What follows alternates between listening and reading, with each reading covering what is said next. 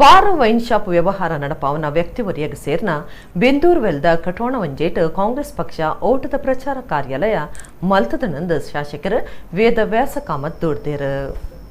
ಶಾಸಕರು ವೇದವ್ಯಾಸ ಕಾಮತ್ ಗುರುವಾರ ಕುಡ್ಲಬಂಡ್ಸ್ ಹಾಸ್ಟೆಲ್ದ BJP vote ಪ್ರಚಾರದ ಆಫೀಸ್ ಸುದ್ದಿಕುಟ್ಟಡ ಪಾತಿಡ್ದು ಕಾಂಗ್ರೆಸ್ ಪಕ್ಷದ ಓಟು ಪ್ರಚಾರದ ಕಾರ್ಯಾಲಯ ಬಗೆಟ್ ದೂರಿಯರು.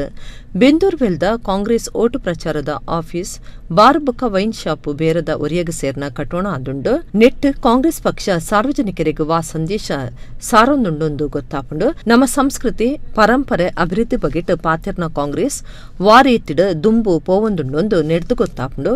ಈ ಕಟೋಣಗು ಮಹಾನಗರ ಪಾಲಿಕೆ ಕಂಪ್ಲೀಷನ್ ಸರ್ಟಿಫಿಕೇಟ್ ಕೊಡ್ತುಜಿ ಅಂಚಿನ ಕಟೋಣಲಿಡ್ ಅಧಿಕೃತವಾದ ವಾ ಕಾರ್ಯಾಲಯ ಮಲ್ಪರೆ ಇಜ್ಜಿ ಆಂಡಲ ಕಾಂಗ್ರೆಸ್ ಕಾನೂನು ಮೀಡ್ದು ಓಟದ ಕಾರ್ಯಾಲಯ ಮಲ್ತೊಂದುಂಡು ರಾಹುಲ್ ಗಾಂಧಿರ್ದು ನಳಿನ್ ಸಾಧನೆ ಮಿತ್ತುಂಡು ಅಮೇಟಿ ತೊಂಡ ರಾಹುಲ್ನ ವಾಸ್ ಸಾಧನೆ ಮಲ್ತದಿರಂದು ಗೊತ್ತಾಪುಂಡು. ಸಂಸದರಾದ 350 ತಾನುಡುಪ್ಪುನ ಆರು ಲೋಕಸಭೆಟ್ ಹಾಜರಾತಿನಿ ಶೇಕಡ 52 ಆಂಡ ನಳಿನ್ ಶೇಕಡ 92 ಹಾಜರಾತಿರಂದು ವೇದವ್ಯಾಸ ಕಾಮತ್ ಪಂಡ್ಯರು. ನಿತಿನ್ ಕುಮಾರ್, ವಸಂತ ಪೂಜಾರಿ, ಪ್ರೇಮಾನಂದ ಶೆಟ್ಟಿ, ಕಿಶೋರ್ ರೈ, ಭಾಸ್ಕರ ಚಂದ್ರ ಶೆಟ್ಟಿ ಸುದ್ದಿ ಕೊಟ್ಟೊಡಿದ್ದರು. ಕಳೆದ 55 ವರ್ಷಗಳಲ್ಲಿ ರಾಹುಲ್ ಗಾಂಧಿ ಅವರ ಹಾಜರಾತಿ ಎಷ್ಟು ಅಂತ ಹೇಳಿದ್ರೆ 52%. ನಳಿನ್ ಕುಮಾರ್ ಕಟೀಲ್ ಅವರ ಹಾಜರಾತಿ ಎಷ್ಟು ಅಂತ ಹೇಳಿದ್ರೆ 92% ಹಾಜರಾತಿ.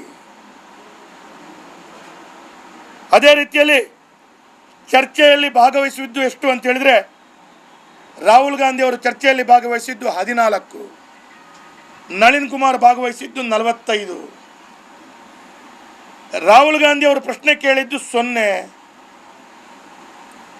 ನಳಿನ್ ಕುಮಾರ್ ಅವರು ಪ್ರಶ್ನೆ ಕೇಳಿದ್ದು 687. ನಳಿನ್ ಕುಮಾರ್ ಕಟೀಲ್ ಯಾವ ಕಾಂಗ್ರೆಸ್ನ ಇಲ್ಲಿ ಅಭ್ಯರ್ಥಿ ಮತ್ತು ಎಲ್ಲ ನಾಯಕರು ಮಾತಾಡ್ತಾರೆ, ಇವರೆಲ್ಲ ಮಾತನಾಡುವಂಥ ಸಂದರ್ಭದಲ್ಲಿ ನಳಿನ್ ಕುಮಾರ್ ಕಟೀಲ್ ರಾಹುಲ್ ಗಾಂಧಿಗಿಂತ ಸಾವಿರಾರು ಪಾಲು ಒಳ್ಳೆಯ ಕೆಲಸ ಕಾರ್ಯಗಳನ್ನು ಮಾಡಿದ್ದಾರೆ ಮತ್ತು ಅವರ ವೈಯಕ್ತಿಕವಾದ ಸಾಧನೆ ಇದೆ ಅಂತ ಹೇಳುವಂಥದ್ದು ನಾನು ಈ ಸಂದರ್ಭದಲ್ಲಿ ಹೇಳ್ತೇನೆ. ಇವತ್ತು ನಮ್ಮ ಸಂಸದರು ಮಂಗಳೂರು ನಗರಕ್ಕೆ ಇಡೀ ದೇಶದಲ್ಲಿ